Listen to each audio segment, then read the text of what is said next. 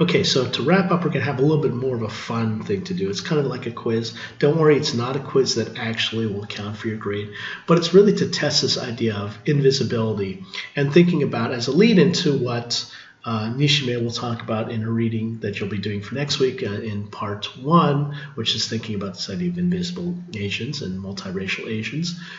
And thinking about, well, on these next slides, and there's, I believe, 11 slides ahead, or 12 slides, I'm going to have pictures of people, actors and actresses who identify or have been recognized as part or multiracial Asian-Pacific Americans. Not all of them will, mention or talk about their multiraciality in, publicity or in terms of their own personal life, but they are all confirmed multiracial Asian-Pacific Americans. But that's not the other thing we want to think about. And this goes back to Nishime's point for next week. How many of these particular actors or actresses portray characters that are specifically and very, very consciously multiracial in the background of the characters that they're portraying, right? So they play a character who is multiracial, who has multiracial parentage, and that's actually written into that character's kind of narrative. So that's one of the things we want to pay attention to as we begin this this particular quiz. And again, remember, it's not for points, but if you do want to play along, I'm going to give you maybe 5 seconds. I'm going to move fairly quickly through that, primarily because just to save time and memory space. But if you want to take a little bit more time, just go ahead and hit pause, think about it, and then hit pause again, and I'll go ahead and reveal it. So, but here's the first individual. This is Darren Criss. You might recognize him from the television show Glee. And also he's currently starring on Broadway in the musical Hedwig and the Angry Inch, where he plays the lead character, Hedwig.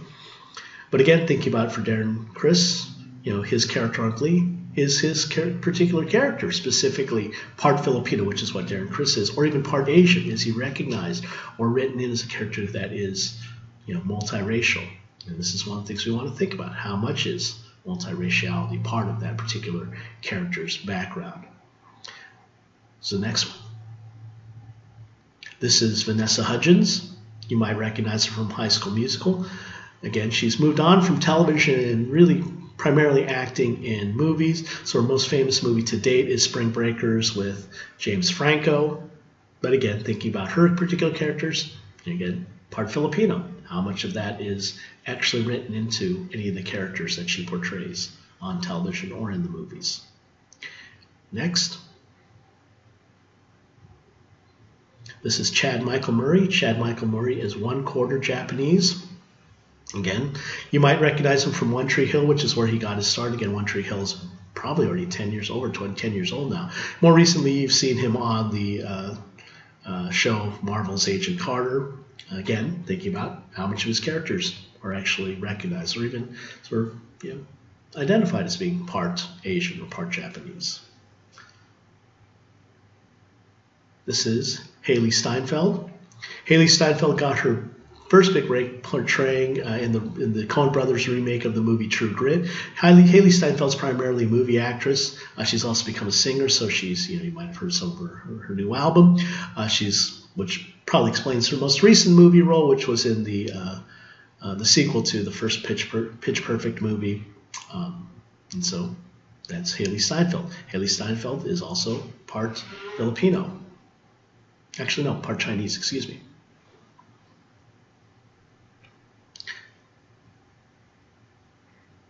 This is Dean Cain. Dean Cain's a little bit of an older actor. He first got his big break, as you can see here, playing Clark Kent / Superman in The Adventures of Lois and Clark.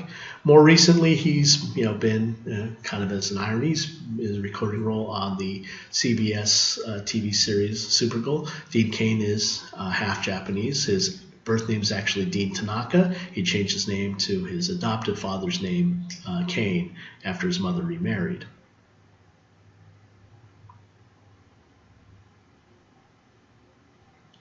Kind of on a Superman theme here, this is Kristen Crook. Kristen Crook got her start on the TV series Smallville, which is again about Clark Kent in growing up in Kansas. More recently, she's been the star of the television series Beauty and the Beast. And again, Kristen Crook, part Chinese. This is a way throwback for some of you. This is Mark Paul Gosselaar. Mark Paul Gosselaar was in the, originally in Saved by the Bell, which I believe that show's almost 20 years old now, maybe over 20 years old now. More recently, you've seen him on CSI. Mark Paul Gosselaar is part Indonesian. Again, pay attention. Does he actually play a character that mentions anything about Indonesian heritage?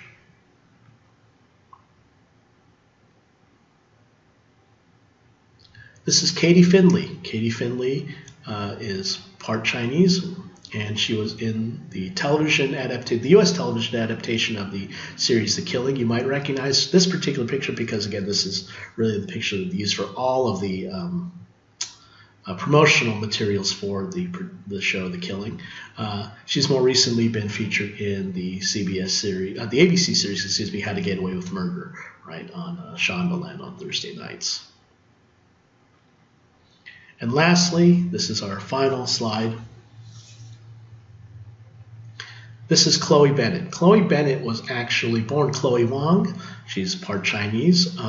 And she actually changed her name mid-career to get more roles because she felt that she wasn't getting enough roles when she was going out on auditions as Chloe Wong. So she's currently starring on Marvel's Agents of S.H.I.E.L.D. And this is the one thing I want to wrap up with Chloe Bennett, is that her particular character, who originally started out as Skye, now is Daisy Johnson, actually is a character for whom her multiracial heritage is part of her background. Her mother is an Inhuman who is also of Chinese descent, and her father's white. So there's also, of course, because she's quote-unquote Inhuman, which is, again, another way for them to say that she's got supernatural or sort of extraterrestrial DNA in her heritage, that this is literally part of her character. She is recognized and seen as not just, a character, but one who is multiracial and in many ways, again, multi-terrestrial. So it's an interesting way that science fiction is able to kind of bleed those particular ideas and weave those ideas in. And this is something I want to pay attention to in terms of thinking about the idea of cyborgs as this particular character when we read next week in Nishime's book. So this is an instance where, again, multiraciality can be woven into a character's narrative in almost a subtle way and not necessarily make it everything about her, because, again, nothing really about her. I mean, the character doesn't speak Chinese, right? Has no sort of, there's no kind of Chinese fetishization. But oddly enough, one of the realities is that the showrunners for Marvel's Agents of S.H.I.E.L.D., one of them is a Thai American, and a Thai American woman. So maybe that does have something to do with why that is part of this particular show's, kind of what they call Bible, right? What they use to create the characters and write the background for that particular character. So that's it for this week. So next week, don't forget, before you start next week, before Sunday, don't forget you want to take the quiz. And the quiz is on the video as well as the readings for this week. And don't forget, go back if you posted your original, ideas in terms of identifying, Asian Pacific American actors. Don't forget to go post reply to two of your classmates and comment and compare and see what those particular characters, if who other people identified, did you recognize, or it's like, oh yeah, I know that guy, or I don't, and then also reflect upon some of the people we just talked about perhaps. Anyway, have a good week, and I'll see you all next week when we talk about part one of Undercover Agent, and talking more about Keanu Reeves, Tiger Woods, and Grace Park from Battlestar Galactica.